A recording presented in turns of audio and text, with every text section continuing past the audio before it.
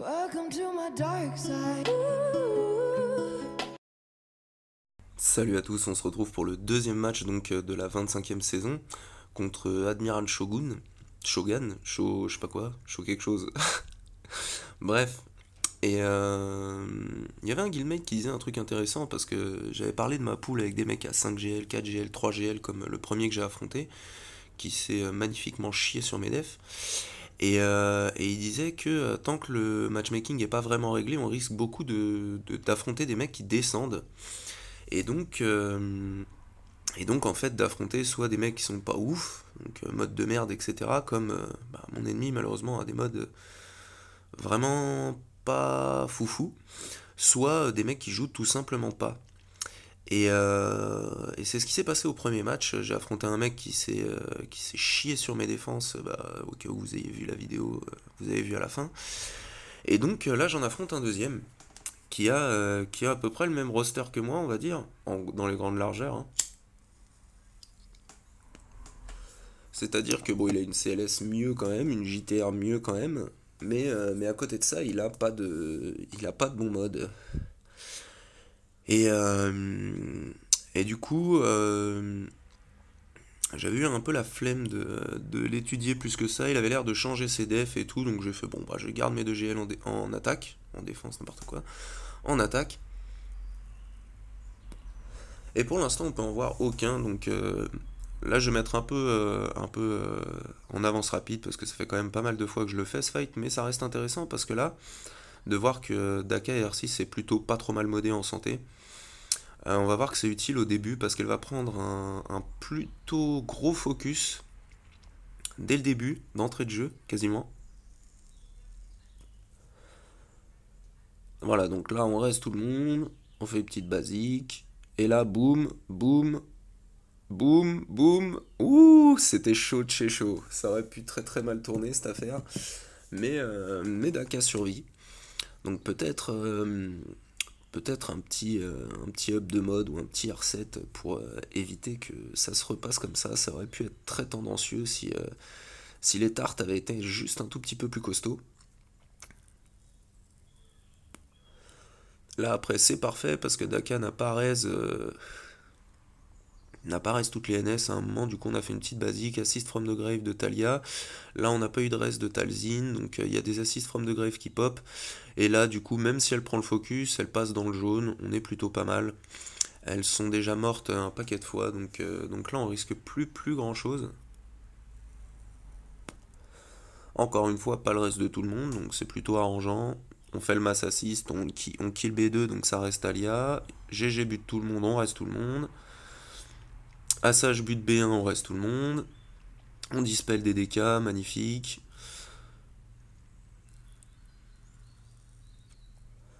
Là en plus il nous tue Talzin, c'est parfait. Comme ça elle arrête pas d'assist from the grave. On le bute, nickel. Et puis là on va essayer de finir c'est le premier match à 70 bannières du coup. On met le petit stagger. Hop, comme ça il a plus de jauge de tour, on prend le stun au passage. Et la plague va le finir à peu près comme d'habitude. Voilà, très bien.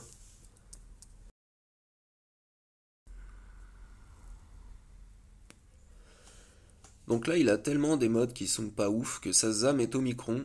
Et j'ai fait mes calculs. Et en gros, mon Vador a 294 de base, donc avant les ajouts de l'Empire et de Sith.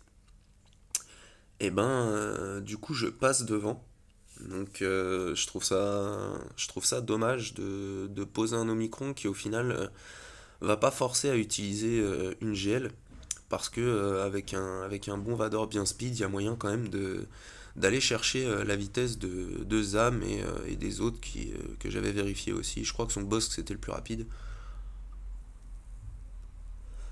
Mais même pas peur pour Vador. Donc là on va vraiment hard focus la Zam pour qu'elle tombe le plus vite possible. Comme ça son unique disparaîtra en même temps qu'elle. Le seul qui me fait un peu flipper c'est le Dengar. Parce que comme Maharaja des 3 étoiles, elle pourrait se faire gifler par son AOE et il va finir par jouer à un moment ou à un autre. Voilà, comme ça, donc il nous a mis les détos. Je pensais que ça ferait un peu plus mal, mais même pas, donc On a bien fait de virer Zam avant qu'il soit boosté par son partage d'attaque aussi. Et là, on va juste aller finir tout le monde au bout d'un moment, hein. Un petit lancer de sable sur Bosque, fin pour Bosque, parfait. Là, j'aurais peut-être dû passer le tour à Mara. Je sais pas trop, pour les bannières. De toute façon, ils ont pété après, donc j'en aurais quand même perdu. C'est un peu dommage, mais c'est le principe de Dengar, quoi. Il fait chier. Et c'est comme ça, on peut pas trop rien y faire. On lui lance le sable, fin 62 bannières. Bon, c'est pas ouf ouf pour de l'Empire, mais ça se prend quand même.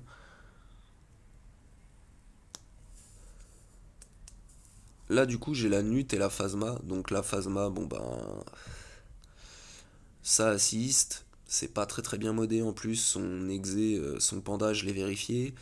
Et il tape pas, il a des modes pas ouf, pas ouf. Donc aucune peur. Au début j'avais mis Oda, mais finalement je l'ai enlevé. Je vous ai zappé le moment où j'hésite. Et là, bah, on va tout simplement aller gifler l'exé dès le début. Un petit coup de bâton dans ses rotules. Hop, il disparaît, nickel. Bon, bah la Kira va y passer, hein, normal.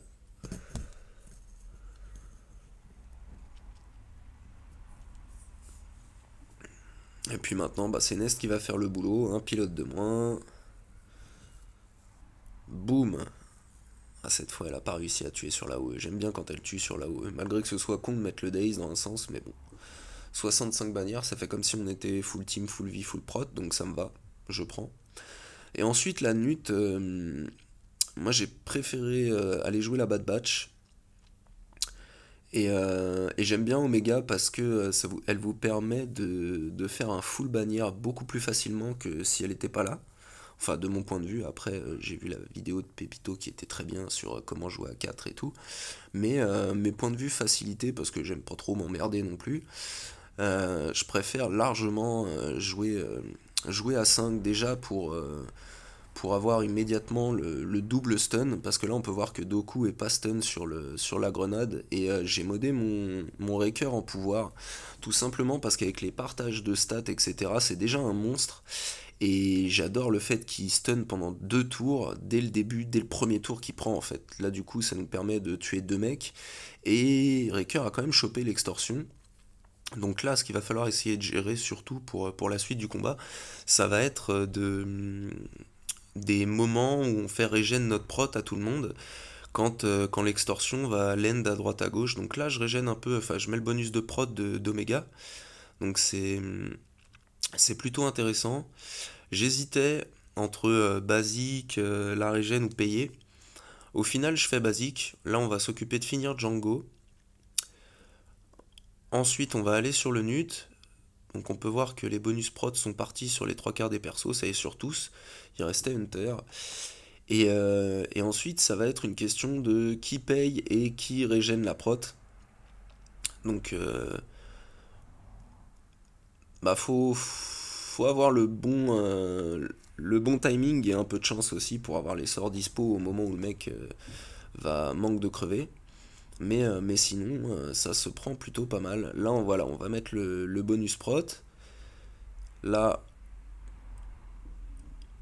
on va le heal block, une basique, et normalement on fait 65 bannières. Donc voilà, c'est pour ça que j'aime bien Omega, c'est parce que c'est beaucoup plus facile de finir à 65 avec elle que sans elle, enfin de mon point de vue. Mais après, chacun joue comme il veut, bien sûr. Donc j'étais un peu dégoûté parce que j'ai vu son backwall qui était absolument atroce. Et du coup, par contre, bon, bah, il y a un petit Houtini à prendre, hein. On se le fait. Au moins, lui n'aura pas mis les Hold République. Pour une fois, on n'aura pas le kilo solo. Mais on a droit au petit Houtini, donc le pillard qui passe fufu. Là, déjà, c'est gagné. On est peinard. On va faire Taunt Nebit. Il y avait un sondage sur le Discord YouTube FR, et ce qui était quel serait votre R9 de cœur en fait, si c'était pas un truc réfléchi ou quoi. Bah moi j'aurais bien aimé R9 Nebit et R8 tous les autres, juste histoire de voir s'il y a moyen de tomber une team Maul. Ça pourrait être assez drôle parce qu'avec toutes les assists et tout, si on a des bons modes et du R9, il y a peut-être moyen, je sais pas trop. Mais bref. Peut-être un jour. C'est un jour je craquerai peut-être pour Nebiter 9. Donc en haut, parce que là la suite était pourrie, et du coup je vais repartir au nord. Donc là c'est une CLS G12 en plus, c'est pas la bonne team, enfin c'est pas la CLS 2.0 comme dirait Green Jojo. Euh, c'est avec Base et Chirrut, et du coup comme ils sont G12, j'ai pas besoin de mettre un petit watt pour être sûr de ne pas se faire plier en deux. Et en plus, ce qui est bien, c'est qu'il tape tellement peu fort qu'on n'a pas besoin de rentrer en ulti. On va essayer de gérer, comment dire, sur les basiques et les régènes de prot pour essayer de faire du coup un 69, il me semble. Que c'est ça le max de points. Ouais, 65 plus. Non, 64 plus les 5 d'essai, donc ouais, ça doit être ça. Pour l'instant, ça se passe pas mal.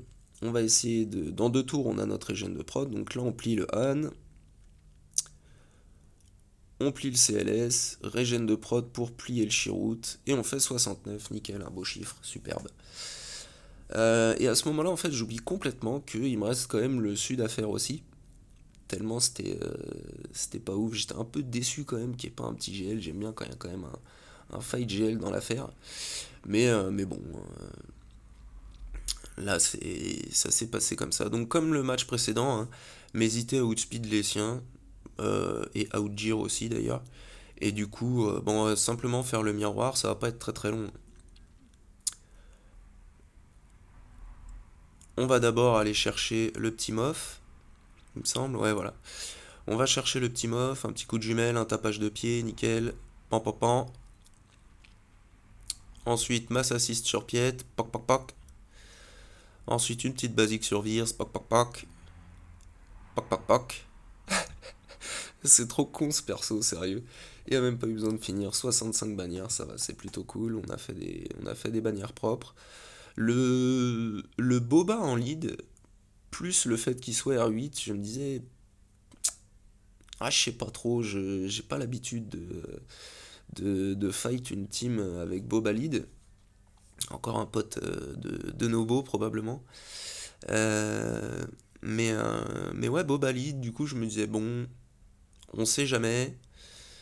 Je vais mettre Watt, et après, je me suis dit, je vais mettre Gideon, je vais essayer de pas les faire jouer en face. Donc SLKR va jouer en premier, hein, normal, hein, pour outspeed un GL, ce serait des modes plus que du futur. Mais une fois qu'on a mis notre technologie, grâce à la Zeta Watt, on va pouvoir poke donc la plus grosse frayeur qu'il y a en face.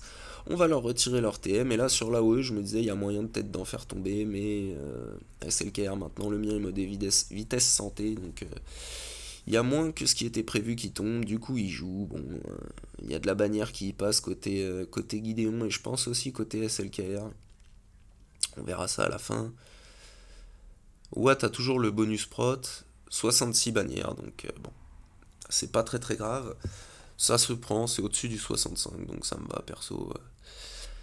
Et là je me disais dans ma tête, comme j'avais complètement oublié le sud, que c'était mon dernier fight, et que du coup j'allais faire un truc, utiliser les toons que j'aime bien.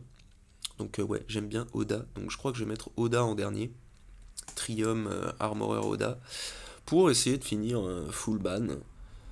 Euh, et puis il n'y avait pas trop de frayeur à avoir, il n'y a pas de G13 en face, je suis plutôt bien modé, donc quel que soit le move que fait JTR, ça devrait bien se passer normalement. Bon, mon armurière elle est à 358, donc elle part avant, même s'il y a un autre droïde que BB8 qui était lui pas trop trop lent comparé au reste de son roster. En plus G12, donc pas trop trop mal, mais trop lent quand même pour passer au-dessus de 358. Du coup, on va dispel Nihilus, lui donner le Master's Training. Voilà.